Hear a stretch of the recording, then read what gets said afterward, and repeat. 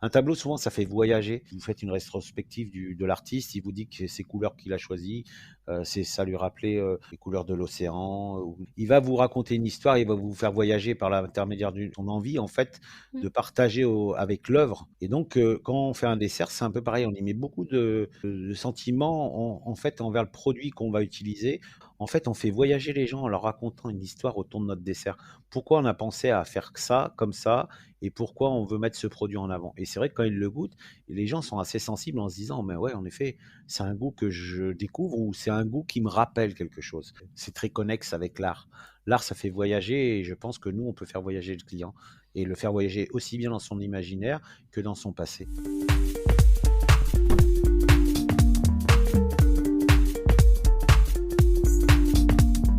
La pâtisserie, c'est avant tout une histoire de goût, de saveur et d'émotion.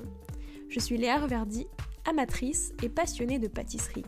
Mon défi, vous emmener avec moi à la découverte de ce qui fait vraiment un bon dessert. L'objectif ultime, trouver la recette parfaite qui fera fondre vos papilles à coup sûr. Vous êtes sur le point d'écouter un nouvel épisode de Papilles. C'est le podcast qui part à la rencontre des meilleurs chefs pâtissiers pour comprendre l'émotion et les saveurs qui les animent au quotidien lorsqu'ils créent leurs desserts d'exception. Après cet épisode, à vous de laisser libre cours à votre imagination et de créer les desserts aux saveurs qui vous ressemblent, tout en vous inspirant des meilleurs. Bonne écoute! Bonjour à tous et à toutes. Cette semaine, je reçois Lilian Bonnefoy qui, d'abord attiré par la cuisine, s'est finalement découvert une passion pour la pâtisserie après son passage chez les frères Trois Gros à Roanne. Chef pâtissier de l'hôtel du Cap Rock à Antibes depuis 1996, il a décidé en 2015 de réaliser son rêve d'enfant, ouvrir sa propre boutique en parallèle. Dans cet épisode, il m'explique donc la différence entre création en boutique et en restaurant et les enjeux de chacune de ces approches, mais aussi que tout comme un tableau, un dessert doit faire voyager entre souvenirs et imaginaire du client, et enfin l'évolution de la pâtisserie au fil des années, puisque si lorsque Lilian a commencé à exercer, les desserts devaient être nets et bons, aujourd'hui il y a vraiment une recherche artistique visuelle. Bonne écoute!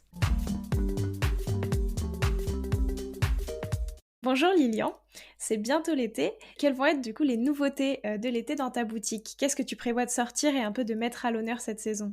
Bah, d'abord, bonjour Léa.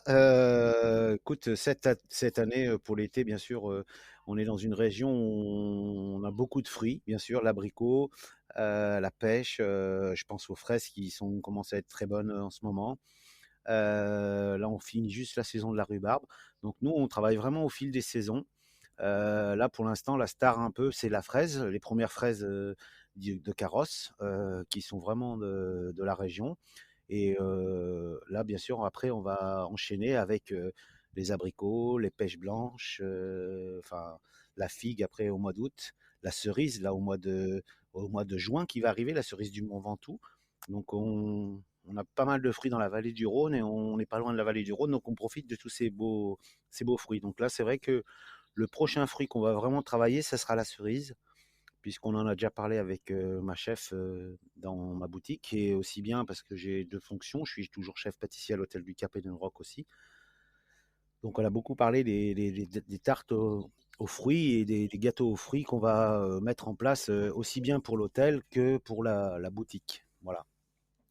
Donc là, ça va être notre premier fruit qu'on va travailler, ça va être la cerise. Et du coup, quand tu travailles par exemple la cerise, est-ce que tu le déclines sur plusieurs desserts? T'en fais une tarte, un entremets ou quoi?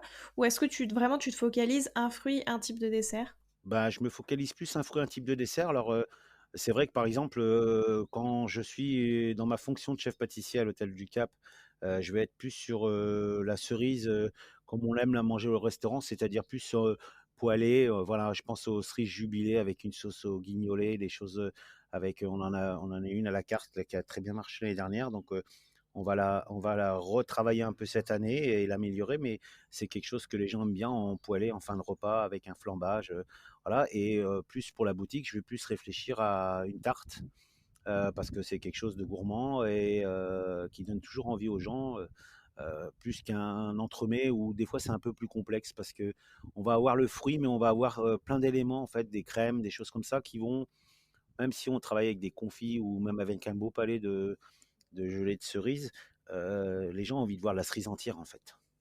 Voilà. Donc c'est vrai que pour la boutique, je réfléchis plus, en termes d'envie de client quand ils passent devant la vitrine et de se dire: «Tiens, les tartes aux cerises, elles ont l'air d'être magnifiques, j'ai envie d'en manger une». Voilà. Effectivement, bah écoute, on y reviendra. Mais avant ça, je te propose de revenir sur ton parcours sous le prisme des saveurs. Donc déjà, quelles sont les saveurs qui ont marqué ton enfance? Bah, les saveurs, c'est, beaucoup de choses salées, parce que maman était une très bonne cuisinière, donc elle m'a initié vraiment à plein de saveurs salées et d'ailleurs, au départ, je voulais être cuisinier, très vite, comme tous les enfants, j'ai adoré, le chocolat, la fraise, les choses comme ça, basiques, hein, comme tous les enfants. Je pense qu'il y a très peu d'enfants qui aiment pas ça.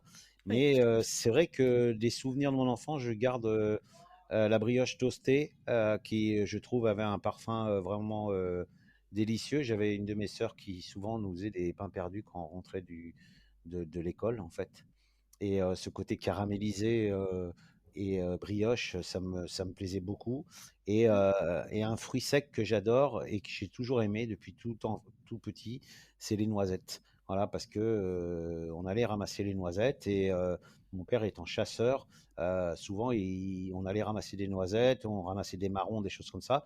Et puis les noisettes, eh ben, on les décortiquait, on les mangeait crues comme ça, ou alors on les faisait griller au four. Et je trouvais ça magique, en fait, le goût de la noisette. Voilà, Et c'est vrai que ça sent bon dès que c'est un peu torréfié. Mais tout du à coup, fait. si tu voulais d'abord être cuisinier, quand est-ce que finalement tu as commencé à t'intéresser à la pâtisserie et où tu t'es dit j'ai plutôt envie de devenir pâtissier?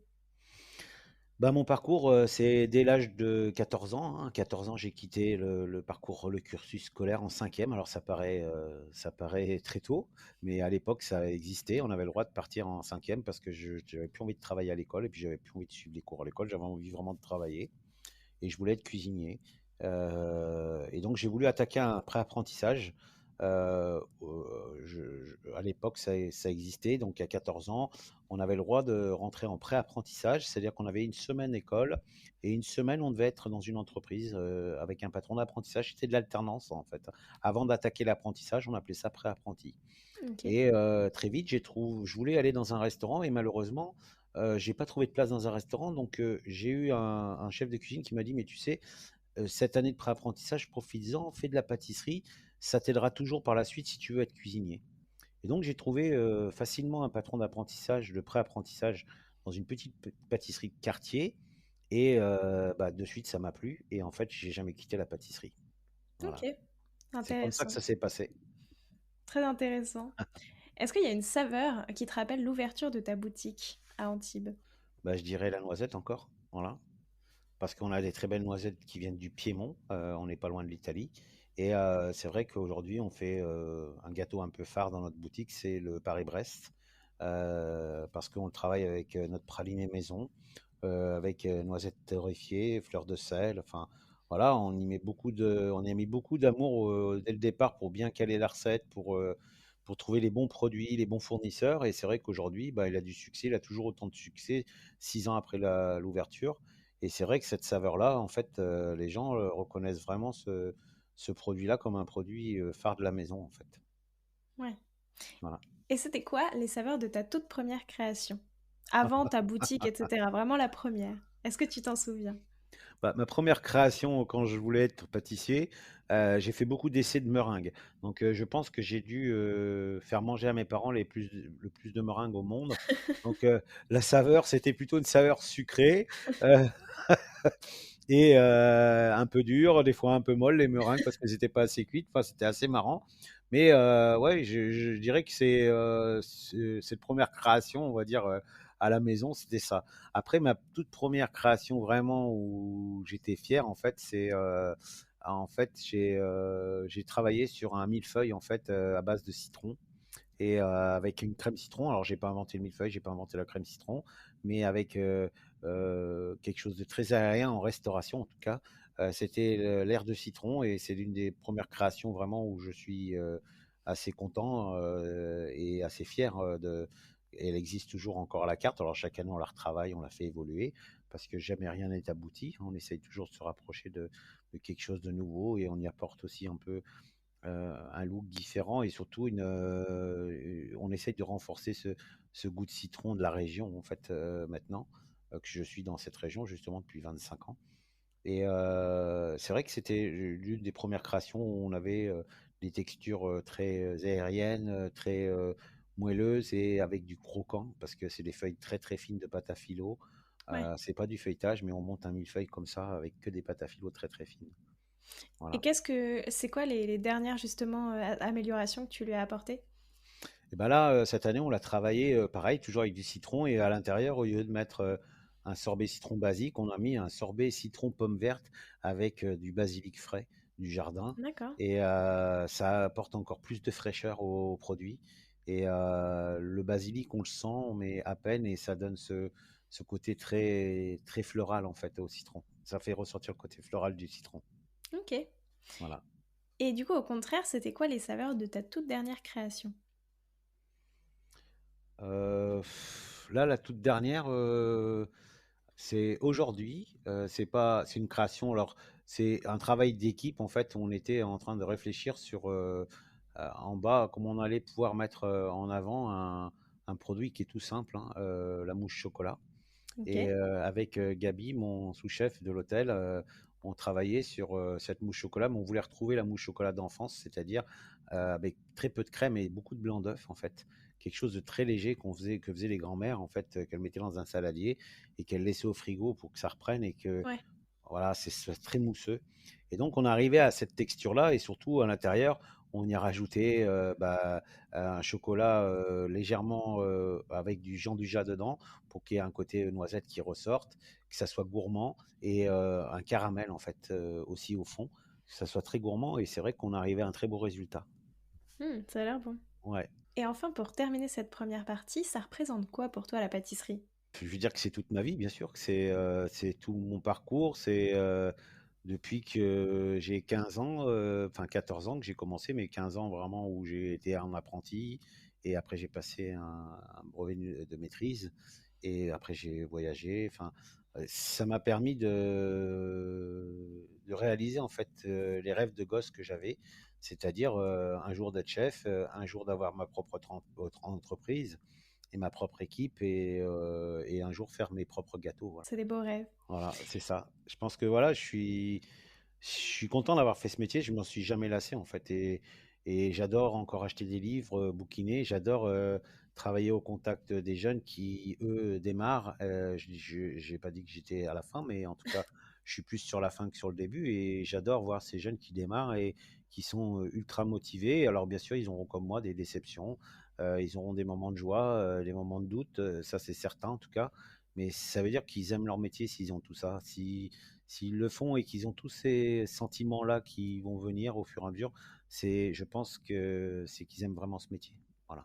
Et donc, du coup, ouais, pour continuer à toi, t'inspirer, etc., tu lis énormément, tu continues à lire plein de livres, ce genre de Oui, choses? oui, quand les collègues de ma génération sortent des bouquins, je m'empresse à aller l'acheter, et même des jeunes qui sortent des très beaux livres maintenant Ouais, sur des techniques en fait qu'on faisait dans le temps, qu'on a oublié, qui eux remettent au goût du jour, parce que c'est souvent le cas. d'accord. Beaucoup de jeunes qui aujourd'hui arrivent à des très beaux niveaux remettent des vieilles techniques anciennes qu'ils ont retravaillées et remis aussi au goût du jour, mais qui sont très bien maîtrisées. Et ça, c'est intéressant de revoir ça en fait dans les livres. Et puis, bien sûr, la formation, les choses comme ça, où aujourd'hui, quand vous assistez à une démonstration, bah, moi, je regarde toujours ça malgré que j'ai l'habitude, et je regarde toujours ça avec des yeux émerveillés, parce que quand je vois aujourd'hui les niveaux auxquels sont arrivés ces jeunes-là, hein, de cette génération, qui sortent aussi bien des très belles pièces en sucre que des très beaux produits, hein, parce qu'il n'y a pas que la carrosserie, hein, ce Ouais. qu'on voit, hein. Il y a aussi ce qu'il y a à l'intérieur qui est important, en tout cas pour moi, hein. Et il y a des gens qui sont quand même assez impressionnants, aussi bien par leur talent artistique que leur talent gustatif. Voilà. Effectivement. Bah écoute, en deuxième partie, je te propose de revenir sur toi vraiment ce qui t'inspire et comment tu crées tes desserts au quotidien. Donc déjà sur ton site, t'expliques vraiment que tu façonnes tes desserts comme des sculptures, comme vraiment des œuvres d'art à part entière. Est-ce que c'est toujours de cette manière-là que tu as vu ton métier et que tu as vu la pâtisserie ou est-ce qu'il y a un jour où tu as eu un déclic et tu vois, tu t'es dit en fait la pâtisserie c'est vraiment de l'art? On va dire que c'est venu, au fur et à mesure quand on apprend, au début en tout cas, dans nos métiers, on alors malheureusement enfin malheureusement ou heureusement, c'est bien dans les 2 sens. Les gens sont très inspirés par ce qu'on voit sur les réseaux sociaux. Ouais, Donc ils pensent souvent à la présentation et à justement le côté artistique du dessert, sans, maîtriser en fait la technique qu'il y a à l'intérieur. Parce que de faire un beau dessert, c'est une chose, de faire un bon dessert, c'en est une autre. ouais, Donc, nous, contrairement à ça, il n'y avait pas ces réseaux sociaux, donc on regardait pas trop en fait le côté artistique du dessert. Il fallait que le gâteau soit net, propre et beau. En fait, beau juste que ça donne envie. Voilà. ok, Donc, on avait des desserts qui étaient somme toute basiques, mais qui étaient très bien travaillés. Et voilà. Et petit à petit, ben, c'est vrai que l'évolution, de ce métier et justement à chaque fois le niveau augmentait, on voyait d'arriver des glaçages magnifiques, brillants, la feuille d'or dessus. Enfin voilà, tout est devenu, très artistique puisque on a emprunté beaucoup de choses en fait, à l'art, hein, que ça soit les dorures, hein, que utilise quelqu'un qui travaille dans les meubles d'art, que qu'on met aujourd'hui sur nos gâteaux, que ça soit la sérigraphie où on peut faire des transferts, de couleurs et des choses comme ça. Enfin, voilà, on utilise quand même tous ces produits qu'utilisent aussi les gens qui font de la peinture, que ça soit des pinceaux, que ça soit aujourd'hui, vous savez, quand vous dressez des desserts, souvent on utilise des toutes petites pinces de précision ouais, pour poser les petites feuilles, les choses comme ça. Ça n'existait pas avant. On ne pensait pas à faire tout ça. Et c'est vrai que c'est venu, mais c'est venu parce que bah, les concours ont beaucoup aidé à ça, ont monté le niveau artistique de la pâtisserie en général mondial.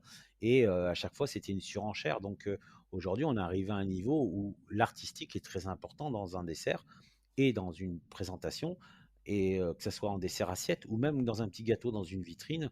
Aujourd'hui, votre œil s'arrête déjà sur ce qu'il voit, ouais, c'est-à-dire que voilà, l'objet en fait en lui-même doit être beau. Il doit être appétissant et beau dès le début en fait. Et il doit donner envie, en fait, il doit expliquer sans que le client l'ait encore mis en bouche, il doit lui promettre quelque chose, en fait. C'est pour ça que l'art, en fait, est quand même assez lié à ça. Si vous maîtrisez bien ce côté artistique et vous faites ressortir tout ce que vous avez mis dans ce gâteau, c'est aussi bien des parfums, des textures, vous pouvez presque l'imaginer à l'extérieur en se disant, tiens, à l'intérieur, j'imagine que ça va être comme ça. Ou alors ouais. des fois, vous êtes déçu, hein, c'est comme toute belle chose. Hein, vous dites, c'est beau, mais bon, en fait, c'est moins bien que ce que je pensais. Mais c'est vrai qu'il y a une grosse importance aujourd'hui sur le visuel. Voilà. Et est-ce que toi, c'est quelque chose qui te plaît de travailler justement tes desserts un peu comme des œuvres d'art et justement d'essayer de te dire, bah tiens, je vais mettre telle chose visuellement pour que les gens s'imaginent que ça ait ce goût-là et parce que ça va avoir ce goût-là. Oui, bien sûr.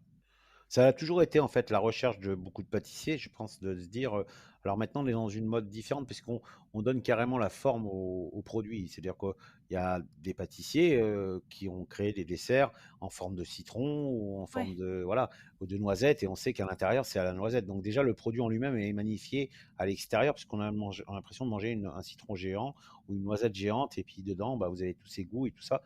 C'est une approche encore différente.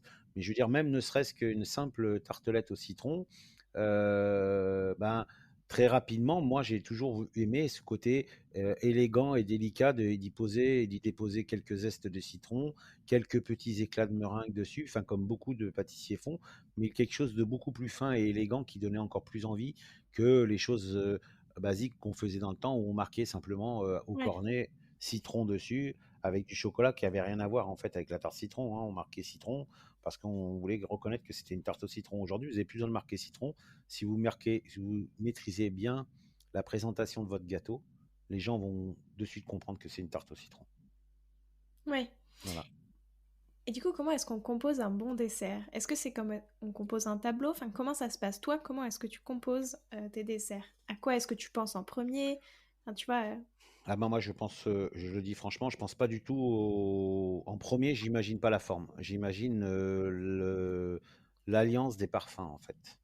Parce que j'ai goûté quelque chose qui m'a plu, aussi bien un nouveau produit qu'un produit d'exception. Je me dis, tiens, il faudrait qu'on essaye de le goûter avec ça. Et souvent, ça commence tout simplement avec une cuillère, on prend un peu de ça, on mélange ensemble, on voit si ça match déjà. Ça, c'est la base de la base du début, en fait.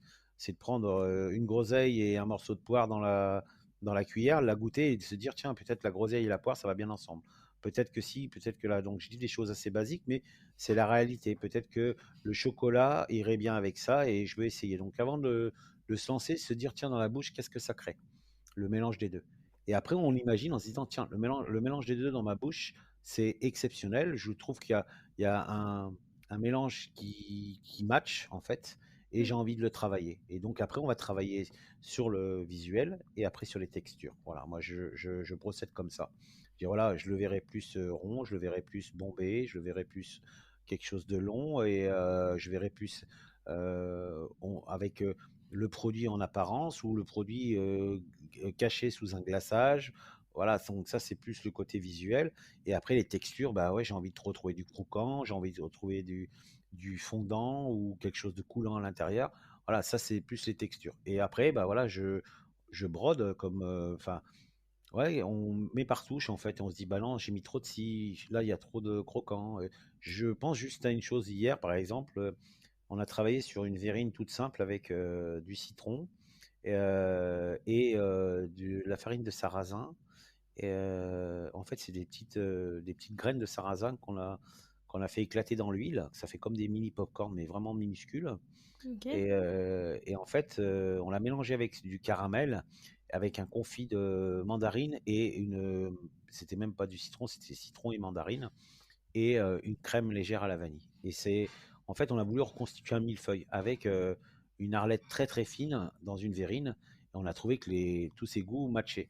Après, on a trouvé qu'il y avait un déséquilibre, qu'il y avait trop de crème, pas assez de croustillant. Donc cela, on va retravailler pour aujourd'hui adapter pour que gustativement, on trouve un bel équilibre là. Mais en fait, les saveurs, on les a en fait. Voilà. Ok. Et tu vois, tout à l'heure, tu disais par exemple que pour ton premier millefeuille qui était au citron, en fait, tu continues à ajuster même au niveau des saveurs. Du coup, comment est-ce que ça te vient? C'est, tu vois, en la goûtant, après, tu te dis, tiens, peut-être que le cicron, je peux essayer, enfin, tu vois, comme tout à l'heure, tu as dit ajouter de la pomme verte et du basilic. Mhm, Enfin, comment est-ce que mhm. ça se passe, tu vois? Une fois que tu t'es arrêté sur une saveur pour la retravailler ensuite. Bah, on se dit toujours, oui, ça c'est bien, mais qu'est-ce qu'on pourrait apporter pour donner encore plus de fraîcheur, que le dessert, en fait, quand il est fini, on se dise pas, bah tiens, on a mangé quelque chose de un peu gras, un peu sucré. Et là, le citron, on a envie de plein de fraîcheur. On a envie on a envie de, voilà, que ça soit quelque chose qui rince la bouche en fin de repas, en fait. Et voilà comment ça vient, en fait, de se dire, qu'est-ce qu'on pourrait y mettre, que ce soit un poivre, que ce soit, comme là, du basilic, un épice, hein, en fait, ou un aromate, et se dire, en plus, on sait d'où ça vient, puisque c'est des produits qui viennent du jardin, en local, hein, en fait. Et ça, c'est important aussi de se dire, voilà, quand on parle du produit, on le connaît vraiment, en fait. Et on y apporte chaque fois. Alors, je dis pas une amélioration parce qu'il était bien l'année d'avant. C'est simplement de se dire, voilà, on a envie de faire découvrir un mélange toujours avec ce citron-là, mais quelque chose qui va se marier avec et qui reste dans le thème de la fraîcheur, du côté très floral et très léger, pas quelque chose qui soit un peu lourd à manger. On voulait garder ça, en fait. Voilà, c'est comme ça que c'est en essayant plein de choses, en fait, alors c'est vrai qu'on goûte beaucoup, c'est vrai qu'il y a plein de choses. C'est pour ça que je dis des fois, on a des déceptions parce que on se dit que ça match, et puis on arrive à la fin. On a essayé plein de choses et en fait, on n'arrive pas à trouver les bonnes textures qui vont que ces goûts ressortent encore plus. Voilà. Ok. Et souvent, les tableaux, ça raconte aussi des histoires, enfin, en gardant, hein, tu vois, cette métaphore de l'art et de comparer un dessert à un tableau. Donc les tableaux, oui, ils racontent souvent des histoires. Du coup, quelles histoires est-ce que toi, tes desserts, ils racontent? Comment est-ce que, en fait, tu les fais aussi raconter ces histoires après, derrière, quand tes clients les dégustent? Par quoi ça passe tout ça? Un tableau, souvent, ça fait voyager parce que bah, le peintre dit que cette couleur-là, et quand vous faites une rétrospective de l'artiste, il vous dit que ces couleurs qu'il a choisies, ça lui rappelait euh, les couleurs de l'océan, je sais tout et n'importe quoi, mais enfin, il va vous raconter une histoire, il va vous faire voyager par l'intermédiaire enfin, par son envie, en fait, Mm. de partager avec l'œuvre ses sentiments, en fait. Voilà. Et donc, quand on fait un dessert, c'est un peu pareil. On y met beaucoup de sentiments en fait envers le produit qu'on va utiliser, parce que souvent on connaît la personne qui nous l'a vendu, qui nous le vend tellement bien que on connaît même la région d'où il vient, même si on n'y a jamais été, mais on sait où c'est. On sait aujourd'hui, vous savez, c'est incroyable de voir aujourd'hui. J'ai fait rentrer ce matin des citrons de Sorrento. Je ne connaissais pas. Et en fait, Sorrento, c'est en Italie. Et enfin, c'est vraiment dans le bas de l'Italie, c'est la Sicile, hein.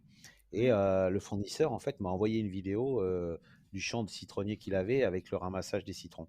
C'est ça aussi ouais, le progrès. C'est qu'aujourd'hui, avant de vous vendre un produit, ils vous disent, mais regardez, là, en fait, ce que vous achetez, c'est ça. Et là, il nous fait voyager en se disant, ouais, en effet, c'est pas le citron commun qui arrive dans des cagettes par avion, on ne sait pas d'où il vient. Là, ouais, ouais, c'est quelque chose, voilà. Et bah, déjà, voilà, c'est quand vous faites un dessert, en fait, c'est important de faire voyager les gens, en fait. Aussi bien quand vous le faites avec du chocolat, vous savez, aujourd'hui, quand on utilise du chocolat, en tout cas moi et beaucoup de chocolatiers, en tout cas, aiment beaucoup les provenances un peu originales, parce que ouais, on a été habitué à tous manger le chocolat enfin, on va dire de grosse consommation, c'est la Côte d'Ivoire. Beaucoup de chocolat viennent de Côte d'Ivoire. Mais il y a apparu depuis une quinzaine d'années des crus un peu d'exception où on a travaillé avec des fèves de cacao qui venaient d'Équateur, du Brésil, de Colombie. Aujourd'hui, on en trouve du Vietnam. Hier, j'ai goûté un chocolat du Cuba. Et c'est vrai que vous apercevez que le terroir, en fait, est hyper important parce que et la façon de le cultiver, de le faire sécher, et ainsi de suite, vous donne des arômes différents, en fait.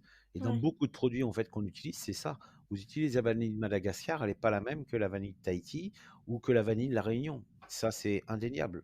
La même recette, vous utilisez la même quantité de vanille, mais vous n'aurez pas le même résultat gustatif. ouais, Donc, en fait, dans le dessert, j'en reviens juste à ça, de dire c'est comme une œuvre d'art, parce qu'en fait, on fait voyager les gens en leur racontant une histoire autour de notre dessert. Pourquoi on a pensé à faire ça, comme ça, et pourquoi on veut mettre ce produit en avant. Et c'est vrai que quand ils le goûtent, les gens sont assez sensibles en se disant, mais ouais, en effet, c'est un goût que je découvre ou c'est un goût qui me rappelle quelque chose. Et en fait, ouais, déjà, le fait que le client vous dise c'est un goût qui me rappelle quelque chose, moi, pour moi, c'est le faire voyager parce que ça fait le voyager dans son enfance, ça fait voyager dans un souvenir peut-être qui est pas si lointain que ça, en se disant, bah oui, ça me rappelle nos dernières vacances où on a été sur une plage et qu'on a bu un cocktail, il y avait ce goût-là, cette ambiance-là. Enfin, voilà, c'est souvent ça en fait qui fait que c'est très connexe avec l'art. L'art, ça fait voyager et je pense que nous, on peut faire voyager le client et le faire voyager aussi bien dans son imaginaire que dans son passé. Voilà. ouais. Et tout ça, ça passe grâce au produit, c'est très beau. Ouais, ça passe grâce au produit et pour un artiste, ça passe grâce, à la peinture, aux Oui, pigments qu'il va utiliser ou même aux matériaux qu'il va utiliser parce que l'art, c'est vaste, ça peut oui. être de la sculpture, on parle souvent de la peinture, mais ça peut être de la sculpture, ça peut être plein de choses, voilà. Effectivement. Et donc toi, c'est quoi ta muse, ta source d'inspiration par excellence? Est-ce que c'est vraiment ces produits, tu vas les voir travailler par les producteurs, ce genre de choses, c'est ça qui t'inspire vraiment pour faire après, enfin, pour les sublimer derrière et faire voyager? Oui, oui, ça, c'est certain, il y a 2 semaines encore, je me suis levé très tôt le matin, j'ai été au marché des mines de Nice parce qu'il y a la dernière des Mohicans, j'appelle ça pour moi les derniers des Mohicans, une petite mamie, qui s'appelle madame Mercury. Alors je dis une petite mamie parce qu'elle a bientôt 75 ans. Et avec son mari, ils sont encore les derniers à faire des fraises des bois de plein champ. Et aujourd'hui, quand on achète des fraises des bois, alors tout le monde dit oui, les fraises des bois, mais je peux t'assurer que quand tu goûtes une fraise des bois aujourd'hui qui est élevée en serre, dans des sacs suspendus, parce Ouais, qu'aujourd'hui, c'est très difficile de faire ramasser ces fraises des bois. Les gens n'ont pas envie de se baisser, je peux le comprendre, c'est très physiquement fatigant. Mais voilà, ils reconstituent de la terre en fait dans des sacs qui sont suspendus à hauteur et qui arrosent directement qui passent des tuyaux qui passent directement dans la terre. Elles sont nourries, elles ont tous les éléments, les aliments qu'elles ont besoin pour grandir. Et elle a ces fraises qui sont plantées depuis plusieurs années. Et ces fraises des bois, elles sont juste merveilleuses. Donc, bah oui, je me suis levé très tôt aux aurores, aller chercher ces fraises. Je l'ai appelée avant, elle m'avait donné son téléphone portable. Donc, c'est marrant parce que c'est un peu des choses un peu confidentielles. Et donc ça me fait toujours rire parce qu'elle me dit, «Mais c'est comment vous avez eu mes coordonnées?» Donc il faut toujours être introduit par quelqu'un qui a déjà acheté des produits chez elle. Ouais. Voilà, donc c'est un peu à l'ancienne et moi j'aime ça parce qu'en fait, ça a ce côté un peu exclusif et elle me dit: «Mais vous travaillez où? Qu'est-ce que vous allez faire de mes fraises?» Et j'ai déjà je pourrais lui dire: «Bah, déjà, je vous les achète, c'est déjà bien, non?» Je lui dis: «Bah, voilà ce que je veux faire avec, voilà où je travaille». «Ah d'accord, OK. Bon, bah, écoutez, si jamais vous avez le temps, vous prendrez une photo de ce que vous avez fait avec». Voilà, ça, c'est des gens, Ouais. aujourd'hui, ça j'espère que ça existera encore. Mais en tout cas, ce produit, en tout cas, qu'ils font, pour moi, n'existera pas longtemps parce que le jour où ils vont arrêter, il faudrait justement qu'il y ait des gens qui puissent reprendre derrière. Mais malheureusement, aujourd'hui, économiquement, c'est très compliqué pour des gens d'ouvrir une exploitation comme ça, surtout dans nos régions comme ça de bord de mer et le sud de la France. Aujourd'hui, le terrain coûte très cher. Donc, les générations qui arrivent, je ne sais pas s'ils font des cultures de fruits. Ils aimeraient mieux acheter le terrain pour construire une maison ou le vendre en tout cas pour un promoteur Ouais. immobilier et ainsi de suite. Donc c'est pour ça que pour moi, je pense que c'est les derniers des Mohicans et ça me dérange pas de me lever encore pour aller voir ces gens-là et acheter leurs produits et me dire voilà, j'offre ça à mes clients. Donc ça a un prix parce que c'est simplement les choses qui vont peut-être plus exister dans 5 ou 10 ans et on en trouvera encore des fraises des bois, qui auront le nom de fraises des bois, mais qu'on n'auront plus le goût en fait de celle-là en tout cas. Ouais. Voilà. Oui, parce que c'est sûr que ça change tout et c'est quelque chose que t'aimes beaucoup. Enfin, est-ce que c'est quelque chose que tu fais énormément justement, travailler avec des petits producteurs comme ça? De plus en plus, de plus en plus. Il y a quand même une génération de jeunes qui s'installent, qui découvrent, hein, comme l'ont découvert les anciens, comment on cultive ça, comment on cultive ça. Et aujourd'hui, il y en a quelques-uns qui font des très très très beaux produits. Je pense à une jeune femme là, qui s'est installée en tout cas dans la région il y a quelques, on va dire 2, 3 ans, et qui s'est mis à faire des pousses, hein, des mini-pousses en fait. D'accord. C'est anodin, hein, les mini-pousses, aujourd'hui on en trouve dans les grands distributeurs qui viennent de Hollande, dans des petites barquettes en plastique. Voilà, mais ça n'a rien à voir parce qu'elle, elle les fait, ces mini-pousses, elle les fait, elle, dans sa terre, en fait, et parce qu'elle croit en ce qu'elle fait, et elle a raison parce qu'elle a un produit d'exception. Et ça, bah, il y en a quelques-uns comme ça, le produit d'exception. Là, ce matin, j'ai émondé des amandes, comme ça se faisait dans le temps, c'est-à-dire qu'on prend des amandes Ouais. avec la peau, on les passe dans l'eau bouillante, on enlève la peau, et j'ai fait une pâte d'amande. Et ce soir, en partant, je l'ai fait goûter à l'équipe de pâtisserie. J'ai regardé la pâte d'amande avec des amandes de chez Monsieur Lausier, qui est basé en Provence.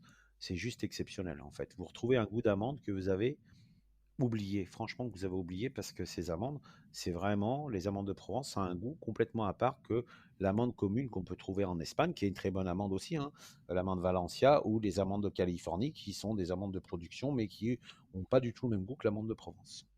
C'est-à-dire, elle a quoi comme goût particulier? Bah, vous avez pas besoin de mettre des produits dedans pour la rendre le goût amande. C'est-à-dire Ouais. que, elle a ce côté un peu des fois d'amande amère sur, certaines variétés, vous retrouvez ce goût d'amande amère, et vous avez le goût en fait, très gourmand de l'amande en fait. Vous avez le côté peau en fait qui ressort, enfin, ouais, et puis vous avez de la mâche, vous avez quelque chose que vous gardez en bouche, assez longtemps en fait. OK, Voilà. très intéressant. Et pourquoi est-ce que, tu as finalement décidé, enfin, en plus, d'ouvrir une boutique? En plus de justement, d'être dans la restauration? Qu'est-ce qui t'a plu dans le côté boutique? Bah, parce que j'avais fait mes débuts en boutique, et très vite après mon apprentissage, mon CAP et mon brevet de maîtrise, je suis rentré chez les frères Trois Gros à Rouen, qui étaient 3 étoiles au Michelin et qui sont toujours 3 étoiles au Michelin. Une très belle maison familiale, et après j'ai continué dans la restauration. Et au fur et à mesure des années, en vieillissant, je me suis dit, c'est vrai que la boutique, ça me manque un peu. Le côté de pouvoir faire des gâteaux, le dessert assiette, c'est très bien. On fait aussi des petits gâteaux parce qu'à l'hôtel, on a la chance d'avoir une vitrine en bas au grill où on présente des petits gâteaux qui sont vendus midi, parce que c'est un concept qui veut ça en fait, où les gens peuvent aller choisir une pâtisserie à la vitrine. Ouais. Mais c'est vrai que dans les espaces de restauration, généralement, les autres espaces de restauration qui sont plus gastro, on va proposer des desserts assiettes. Et c'est vrai que le côté petit gâteau me manquait, le côté chocolat me manquait, tout ce qu'on trouve dans une boutique, et le côté glacé aussi me manquait, puisque c'est vrai qu'en restaurant, on fait beaucoup de glace, mais c'est pour mettre une quenelle en finition sur un Ouais. dessert. Voilà, c'est pas du tout l'entremets glacé qu'on va monter comme un vacherin ou une omelette norvégienne ou des choses comme ça qu'on retrouvait chez les glaciers. Et c'est vrai que j'ai dit, ben voilà, j'aimerais quand même pouvoir, avant d'arrêter ma carrière, de pouvoir créer ma propre boutique et faire les gâteaux de boutique, mais qui avancent dans l'idée de la saison avec les fournisseurs que je connais et de faire tourner mes gâteaux. C'est-à-dire que je n'ai pas une grosse gamme de gâteaux, j'ai à peu près entre 10 et 12 petits gâteaux en vitrine, Ouais. mais qui, à part, on va dire 5 qui sont immuables, qui sont un peu nos spécialités, comme le Paris-Brest, on a un New York Cheesecake qu'on ne change pas, on a un petit gâteau au chocolat qu'on ne change pas. Tout le reste, généralement, c'est des gâteaux qui évoluent au fur et à la saison. Voilà. D'accord. Voilà. Donc, c'est ce que j'avais envie, en tout cas, de transmettre dans mes pâtisseries, en restant sur des classiques un peu revisités, parce que en boutique, on a aussi la contrainte du transport. Ouais. Dans un restaurant, on peut travailler sur des matières qui sont très éphémères, comme, on va dire, les spumas qui sont faits au siphon. Ça tient, mais ça tient, c'est très éphémère, ça tient 5 minutes, parce que ce qui le tient, c'est des blancs d'œufs, un peu de crème, et il n'y a pas de gélatine, il n'y a pas tout ça. Donc, ça part du pass du chef, ça va directement en salle, le client le regarde et le déguste. Donc on n'a pas de contraintes, on retrouve toutes les textures craquantes, tout ça. En boutique, c'est plus compliqué Ouais. et c'est un défi en fait, de se dire, bah, faut que mon fond de pâte à la fin de la journée reste croustillante quand le client a acheté la tartelette et qu'il la mange que le soir chez lui. Il faut que ça soit transportable. Enfin, c'est une autre démarche, voilà. Mais il faut qu'il se fasse plaisir et qu'il ait envie de revenir dans votre boutique. Donc c'est quand même un défi, la boutique aussi. Et d'un point de vue, tu vois, créativité, est-ce que tu es aussi libre de créer au restaurant qu'en boutique ou est-ce que tu trouves justement que tu as plus de liberté dans un des deux? Oui, on a plus de liberté dans un restaurant, Ok. malheureusement. Enfin, malheureusement, oui, oui, malheureusement, il y a la contrainte financière dans un restaurant. Le dessert est vendu beaucoup plus cher dans des Ouais. restaurants en fin de repas. On peut travailler des produits un peu plus d'exception. En boutique, voilà, il faut, quand vous achetez un petit gâteau 6 euros, 7 euros, c'est déjà beaucoup, un petit gâteau pour les clients. Et après, c'est vrai que quand vous voulez travailler des produits d'exception, vous ne vendez pas un. Vous Ouais. voyez, ce qui me surprend tout le temps, c'est quand je vois le boulot qu'on a dans une boutique à mettre des beaux produits, à faire des petits gâteaux qu'on vend 6 euros, le client le trouve cher. Et souvent, ici en tout cas, et dans beaucoup dans beaucoup de cas, dans beaucoup de régions, c'est le cas, mais ici, dans les villes de bord de mer, c'est souvent ça. Et ça, c'est dur à faire comprendre aux gens. Ils vont manger souvent sous une plage basique et ils arrivent au moment du dessert, ils ne regardent pas le prix. Et souvent, Ouais. ils payent un dessert 12 euros. Et le dessert n'est même pas fait dans Ouais. cette cuisine-là. C'est souvent un dessert surgelé avec une boule de glace vanille par-dessus, voilà, qui est même pas non plus maison. Et ils vont le payer 2 fois le prix d'une pâtisserie qui a été fait vraiment dans votre labo avec des beaux produits. Et ça, c'est ce qui est un peu frustrant euh, dans la boutique, c'est qu'on ne pourrait pas mettre le prix d'un petit gâteau à 12 euros. En tout cas, Ouais. c'est très compliqué. Le client ne le comprendrait pas. Mais par exemple, il n'arrive pas à comprendre qu'en fait, il achète une crème brûlée qui a été surgelée et qui n'est même pas faite souvent dans le restaurant de plage. Il va la payer 12 euros. Voilà. Et ça, c'est la réalité en fait du business aujourd'hui. Oui, ça c'est sûr, malheureusement. Voilà. Mais c'est pour ça que quand vous travaillez dans des maisons, dans des belles maisons comme l'hôtel du Cap et Rock, où il y a un restaurant gastronomique, bien sûr que les desserts sont à un certain prix. Et là, bien sûr, vous pouvez vous faire plaisir en Ouais. utilisant les plus beaux produits que vous trouvez sur le marché. Et c'est pas une question de prix, c'est la qualité du produit avant tout. Je peux vous dire que les fraises, on en commande.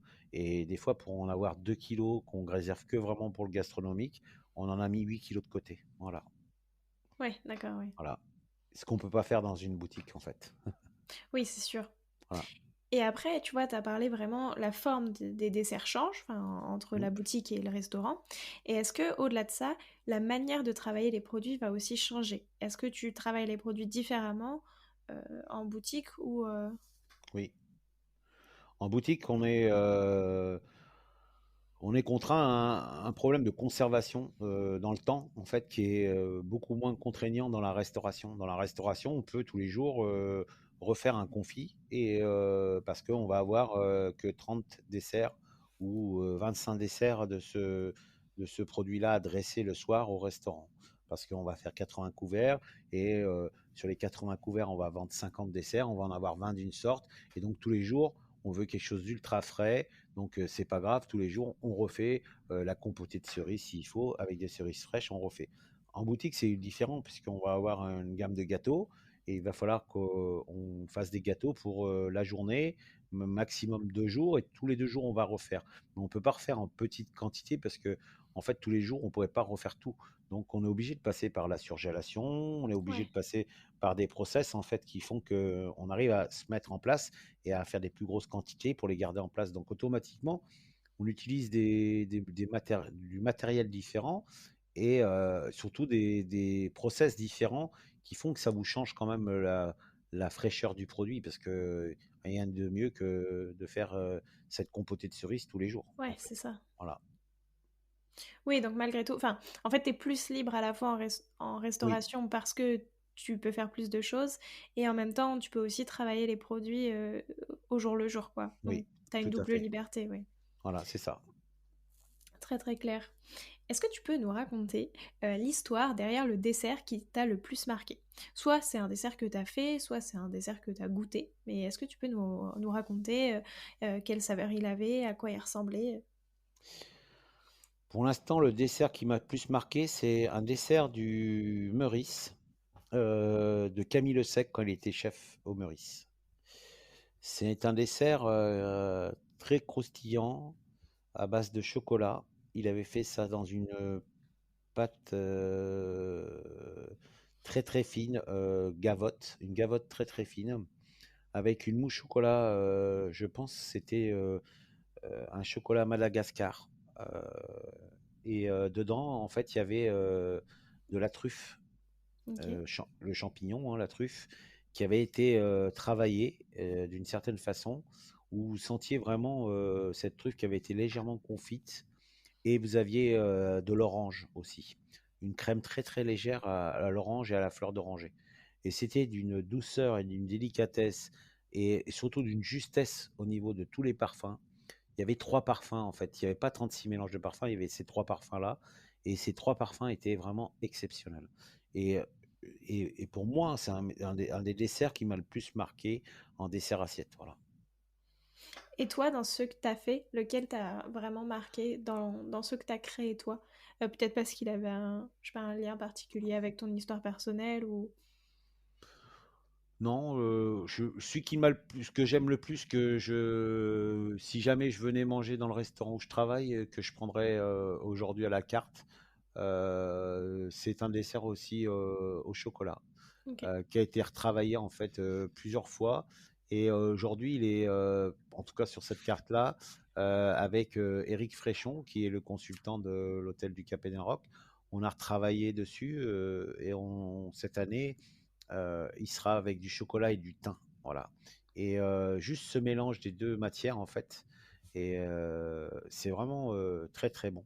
Alors, il y a le visuel, hein, parce qu'il est servi dans une cabosse très très fine en chocolat craquante, une mousse chocolat, il y a une glace chocolat de thym, il y ok. a un gel au thym, et franchement, la fraîcheur qui est emmenée avec le mariage de chocolat, elle est juste exceptionnelle. Voilà. Très bien. Est-ce qu'il y a un ingrédient que tu adores travailler plus que les autres? La vanille, je pense que ça fait partie des ingrédients. Je crois qu'on en met dans beaucoup de choses en fait. C'est pour ça Mm. que, enfin, en tout cas ces temps-ci, elle est redevenue à un prix encore assez élevé, mais il y a peu de temps, elle était très très très chère. Donc on avait enlevé un peu de vanille, comme tout le monde, hein, parce que économiquement c'était compliqué. En tout cas là, on en remet un peu partout, et je trouve que la vanille, ça reste il y a deux ingrédients en fait. Il n'y a même pas un. Il y a la vanille et le citron en fait. La vanille va apporter la rondeur dans plein de choses en fait.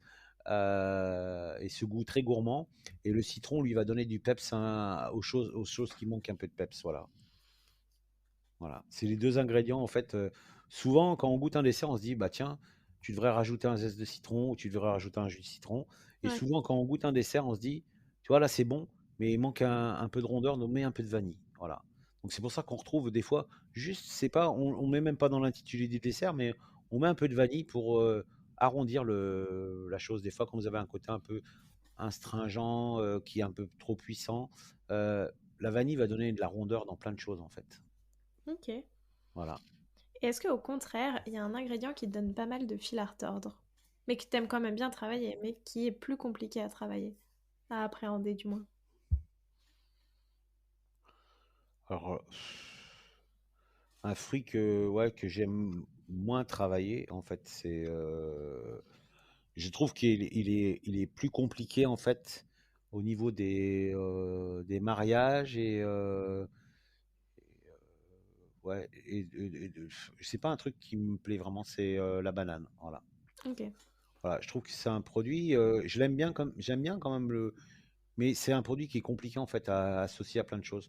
Je trouve que ça reste quand même très, il faut vraiment aimer le côté, même qu'elle soit mûre, qu'elle soit flambée. Je l'ai goûté dans plein de, voilà, c'est le truc où je trouve que j'ai jamais un tilt en me disant, bah, tiens, je vais mettre un peu de banane là-dedans parce que je trouve que ça va être top.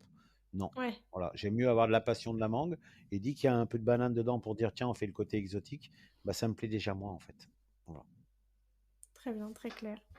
Et quel conseil est-ce que tu pourrais me donner, à moi qui suis pas pâtissière, mais qui aime quand même bien faire des desserts, que tu trouves qu'on donne pas assez? Et peut-être aussi un conseil que toi, t'aurais aimé recevoir quand t'as commencé la pâtisserie. C'est, je peux pas dire. En fait, c'est de faire les choses vraiment avec amour. Quand on a envie de faire un beau gâteau et un bon gâteau, on est obligé de le réussir. Voilà. Et c'est un conseil tout bête, hein, mais c'est ça en fait. Et c'est surtout, en fait, ce que les gens aiment pas dans la pâtisserie, c'est qu'ils pensent que c'est trop compliqué parce qu'il faut tout peser. Et, Mm. et ça, c'est hyper important de suivre la recette et de suivre c'est pas que les pesées qui sont importants, c'est de suivre le process de mélange. Si on dit aux gens de mélanger ça avant ça, ou ça après ça, ou ça à telle température dans ça, c'est qu'il y a une importance en fait. C'est en fait la pâtisserie, quand vous la faites, que ça soit une pâte crue ou que ça soit une pâte une fois qu'elle va être cuite après, au départ en fait la pâtisserie, c'est on mélange souvent du beurre et du sucre. Et donc déjà là on doit créer une émulsion. Et puis après on va Ouais. rajouter dans ce beurre du liquide, que ça soit du lait, de la crème, des œufs, on va y rajouter du liquide. On continue à faire une émulsion. En fait, la pâtisserie, c'est que émulsion sur émulsion pour arriver à avoir quelque chose d'homogène, de lisse, sans grain, sans rien. Et ça, c'est valable pour beaucoup de choses. Une mousse chocolat basique, c'est une émulsion. On émulsionne en fait du chocolat avec du liquide dedans qui est de la crème, qu'elle soit montée, qu'elle soit liquide, qu'elle soit bouillie, n'importe quel procédé que vous allez utiliser. En tout cas, vous allez mettre en fait une matière liquide dans une matière solide, même si elle est fondue, mais en tout cas, vous allez mélanger deux gras ensemble, un gras animal et un gras végétal qui est le beurre de cacao. Donc, il faut que vous créiez une émulsion. En fait, la pâtisserie, dans beaucoup de choses, hein, dans les madeleines, dans les génoises, dans les biscuits, dans les mousses, dans les crémeux, dans les ganaches, dans les pralinés, le secret, c'est de réussir une émulsion, d'avoir quelque chose de bien respecter les températures qui sont indiquées et de bien respecter les process de mélange. Voilà. Très bien, merci, c'est très Voilà. clair.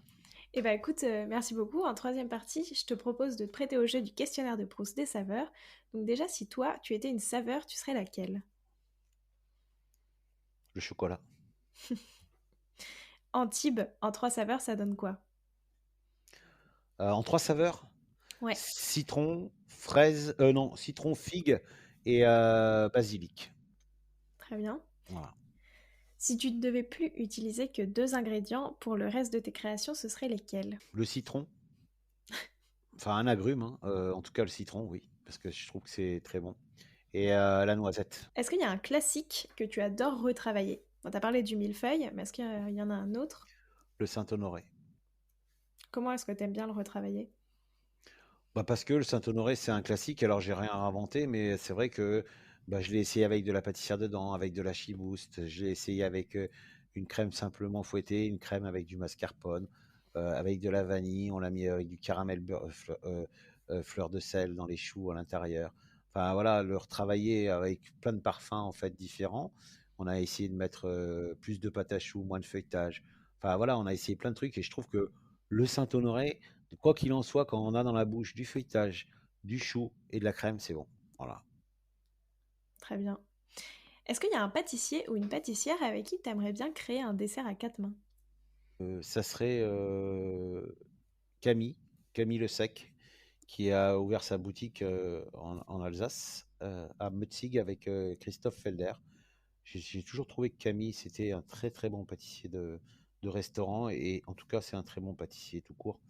Et, euh, et une fille, ça serait Claire Hetzler, voilà. Parce que je sais en tout cas, tout ce que j'ai goûté d'elle, elle avait aussi cette justesse et ces goûts qui sont très prononcés. Et si maintenant je te demande de créer un dessert qui évoque les vacances au soleil, à quelle saveur est-ce que tu le fais? Moi, je le ferais à l'abricot. Parce que Avec du thym? l'abricot, ouais, l'abricot, romarin, je trouve que c'est les soleils. Abricot, lavande aussi, c'est des très bons Oui. mariages, ça. Ouais, c'est le soleil parce que l'abricot, c'est un fruit du soleil en fait. L'abricot et la pêche, mais l'abricot parce que déjà il a la couleur très très orangée. Et c'est vrai que un abricot en plein été, à maturité, c'est super bon. Maintenant, j'ai 5 dernières questions. Déjà, plutôt tarte ou entremets? Tarte, Plutôt fruits ou chocolat? chocolat. Boutique ou restauration? Les deux, je peux pas choisir. Mon cœur, souvent je dis je suis comme dans un poisson dans un bocal. Je suis bloqué à aimer deux choses en fait. J'aime le côté restaurant pour cette finesse dans les assiettes, l'ambiance aussi qu'il y règne dans un service, la montée du stress en fait. Alors, je sais que j'aime pas dire ça parce qu'on n'aime pas être stressé, mais la montée du stress pour que quand les invités arrivent et les convives Ouais. qui s'assoient à table, on sait que nous on va être au dernier moment le dessert, mais ça commence par le pain qui va être mis sur la table. Enfin voilà, et on a tellement envie qu'ils ressortent de là en se disant ouais, le repas qu'on a fait il est exceptionnel. Euh, et c'est souvent ce qui passe, c'est qu'ils le disent. On a un retour direct en fait en restauration qu'ils le disent au maître d'hôtel. Le maître d'hôtel le lendemain nous débriefe en disant voilà, tous les clients en salle étaient contents ou un tel a été déçu. Il nous dit pourquoi. On a des retours vraiment très très journaliers et spontanés. Ok. Et voilà, et la boutique parce que j'aime le matin arriver et avoir cette odeur de croissant dans les fours, que j'aime voir une fournée de gâteaux qui part pour la boutique avec les tartes, les petits gâteaux, les entremets, des glaces et plein de choses multiples en fait. Et c'est complètement deux choses en fait que j'aime. Voilà, Très bien. Chocolat ou confiserie? chocolat encore. Et enfin, plutôt millefeuille ou Paris-Brest? Paris-Brest. Bah écoute Lilian, merci beaucoup. Merci Léa, beaucoup pour cet échange et c'était très intéressant, surtout d'avoir ton point de vue entre boutique et restaurant. voilà. Donc merci beaucoup. Merci beaucoup à toi. Et en tout cas, j'écoute souvent les podcasts. Je sais que tu as casté Marie, qui est une Oui, ancienne de chez moi, et je suis très fier de son parcours et de sa réussite. Et voilà, j'ai écouté attentivement ce qu'elle a dit, et je pense qu'elle a les bons arguments pour continuer à y arriver, parce que ce métier est pas si simple que ça. En fait, pour perdurer, il faut aussi aimer non seulement le produit, mais il faut aussi aimer ses clients et il faut aimer leur faire plaisir. Voilà. bah, merci beaucoup. Et puis je la remercie aussi parce que c'est elle qui m'avait dit de me tourner Ah, vers toi pour un épisode qui pourrait être très intéressant. merci beaucoup, Léa.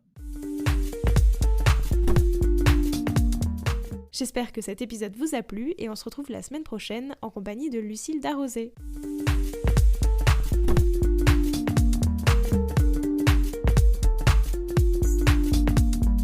Alors, quel sera votre prochain dessert?